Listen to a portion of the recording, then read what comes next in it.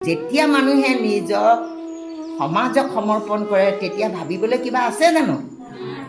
আমাৰ বেমাৰ হ'লেও আমি নাভাবোঁ, ক'ৰবাত পৰি থাকিলেও আমি নাভাবোঁ, কাৰণ ইমানবিলাক ল'ৰা ছোৱালী আমাৰ আছে, হয়নে নহয়?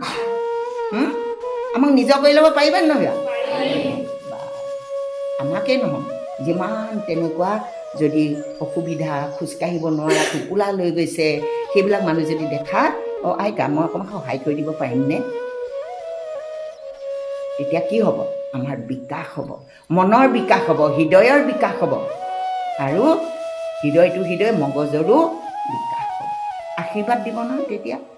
তুমি যদি চকুৰ আগতে কুকুৰটো ভৰাই লৈ গৈ পেলাই যদি গাড়ীখন চলাই লৈ যোৱা, আইজা যদি তাতে থাকে, তেতিয়া মৰম কৰি আশীৰ্বাদ দিব পাৰিব জানো?